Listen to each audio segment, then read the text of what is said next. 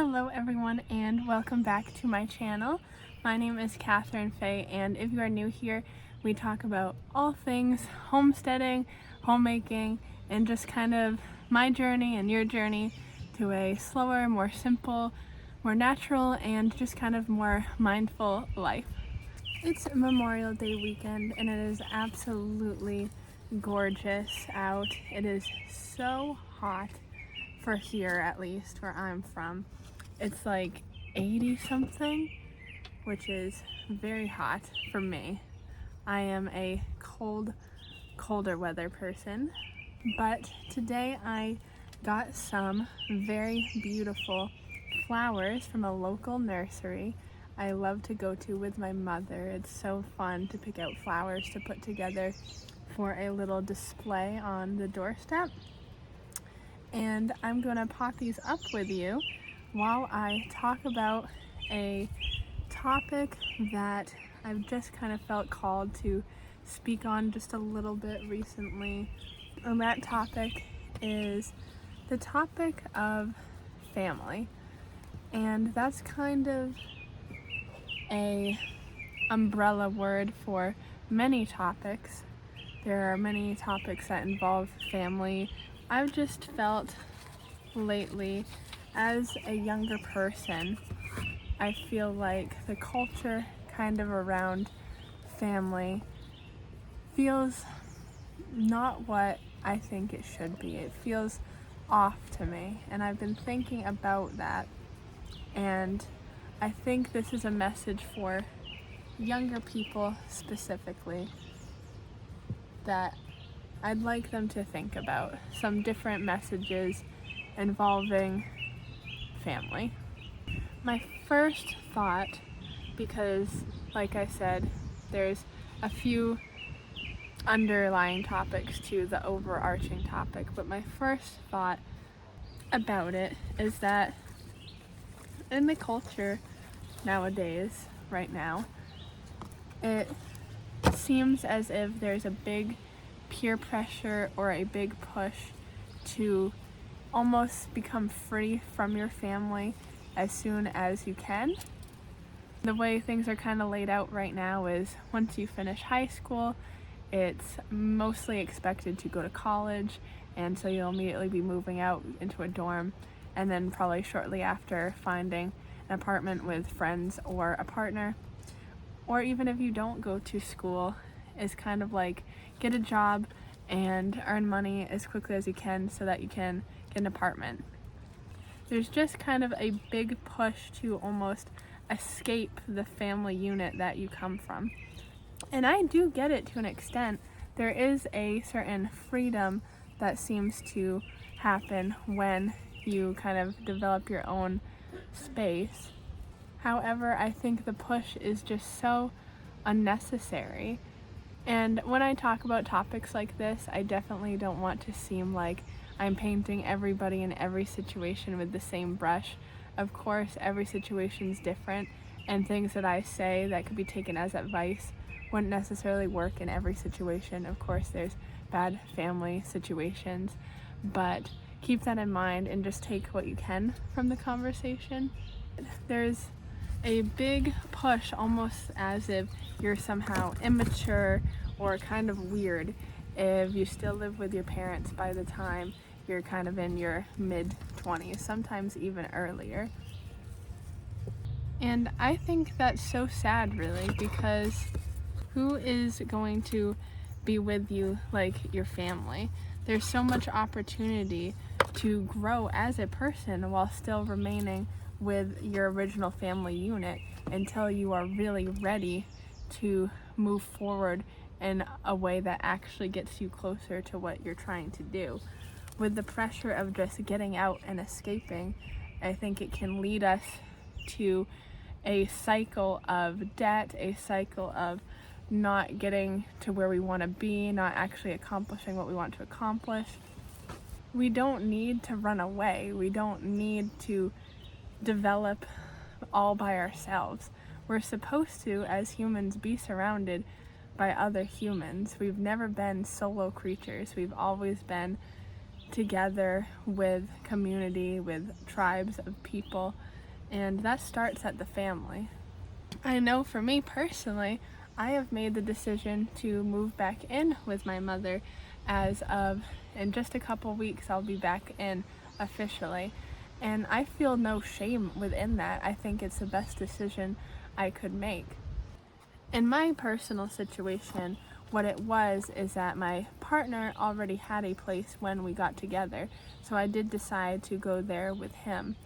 But we're both deciding together that it is the smart, most intelligent thing for us to come back here so that we're not paying crazy amounts for an apartment that we have no reason to want. It's not where we want to be. We want to own a piece of land.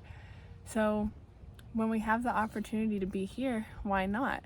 It doesn't make us any less of adults or any less capable of exploring who we are, the things we want to do. In fact, it gives us more opportunity to do so. And I think a lot of young people are missing out on much needed time with your loved ones, time that I don't think we appreciate enough. If we are public schooled opposed to homeschooled, which I had to go to public school, that is so much time away from the family unit. And then into adulthood, that just continues to grow further apart if we're not careful. I definitely want to be mindful to not grow apart from my family, but to instead go out of my way to try to be with my family as much as I can. We help each other and support each other. Like, I bought these beautiful flowers for my mother, where she will help me out as well. It's not mooching. I think a lot of people might think that it's a form of mooching, but not if you're intentional. You can cohabitate with your family members, with your parents as an adult without it being you being lazy or you mooching off of them. It can be just a relationship where everybody's benefiting. Another topic around family that I did want to get into just a bit is how, I don't want to say alarming, but just kind of interesting that there seems to be a much stronger sense of people not wanting to start their own families or just wanting to wait such long periods of time. And everybody is entitled to live life exactly how they wish, but I think it is a product of the society of why people are thinking this way. We're separating ourselves from our parents earlier. Even at younger ages, we're almost saying we want this disconnect, we want to rebel, we want to just separate.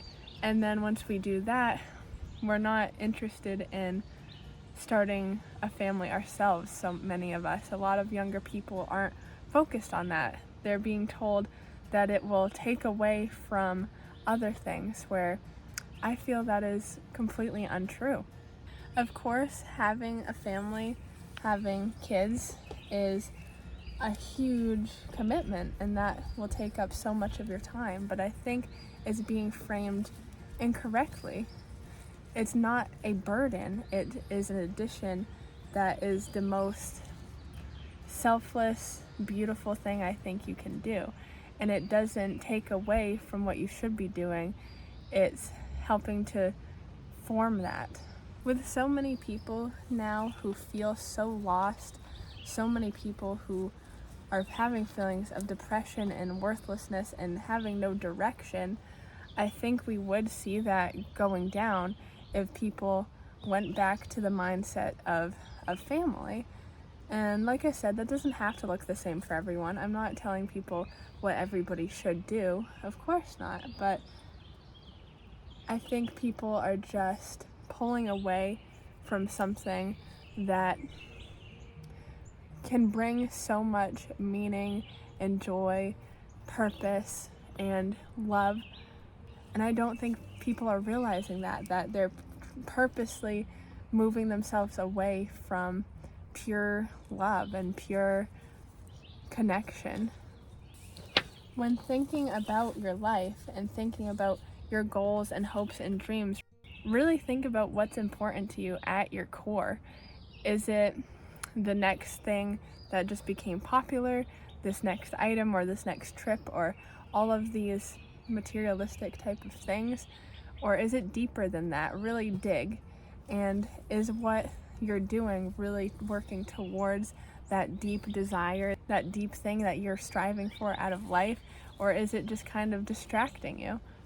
We live in a world full of distractions, and those distractions can feel like they're fulfilling for a time, but are they really?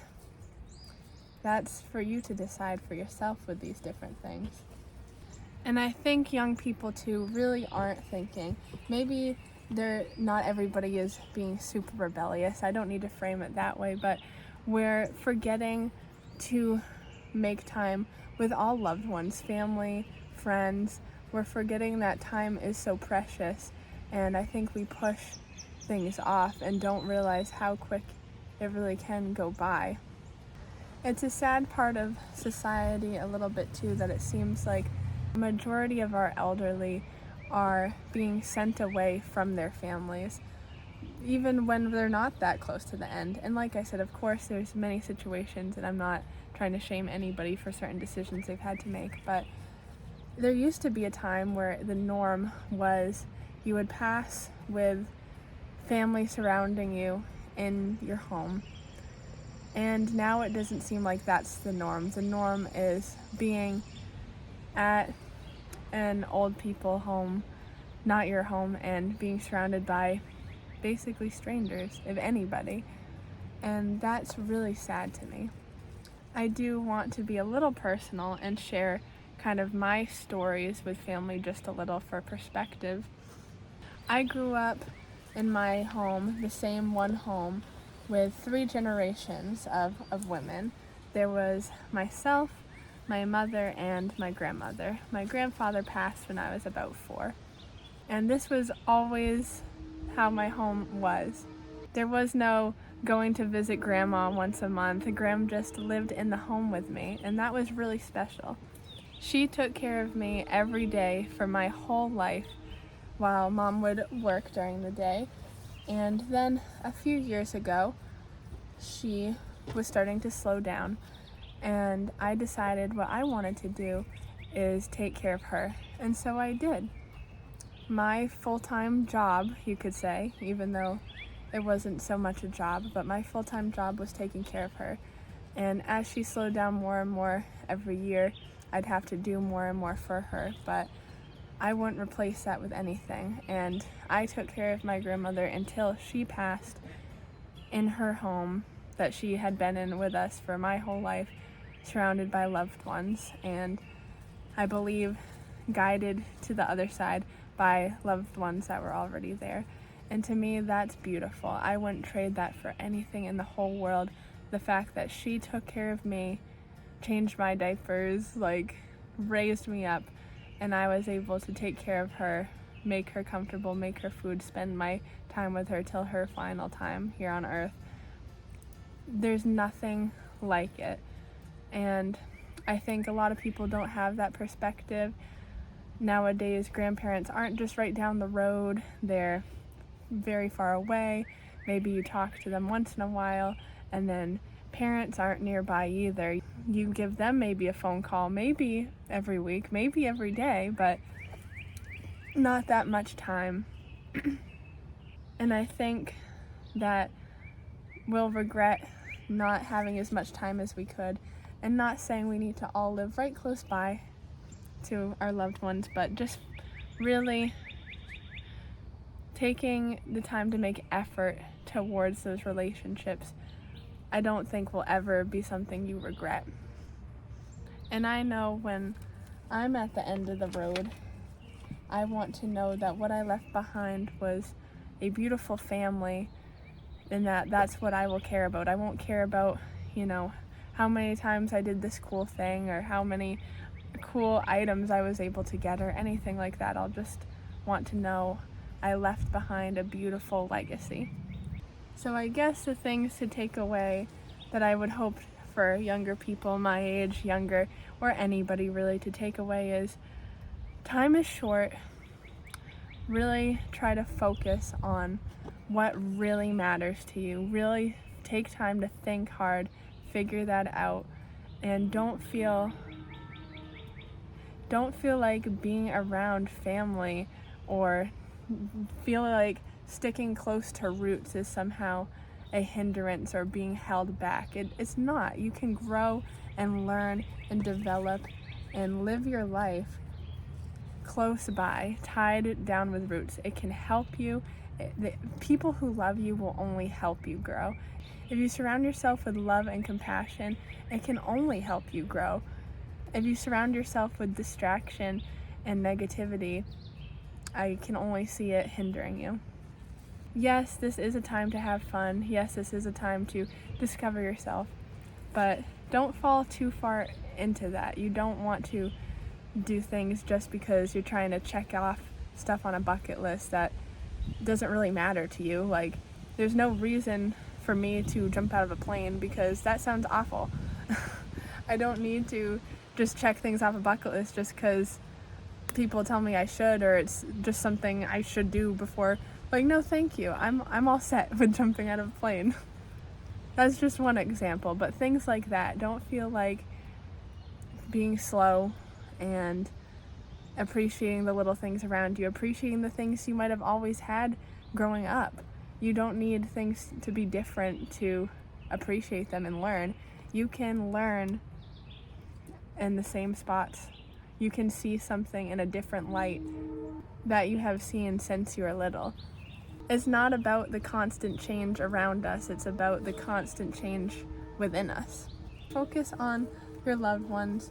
Focus on growing a life filled with love, and then I really believe you will be happy. But side note on the flowers, if you're kind of new to flowers, the main thing just to remember is to deadhead them, which is just take off the old wilted buds. Kind of like, I don't think you can really see it, but this one is all crunched up, so I'm just gonna pick it off because that's how you prevent it from going to seed.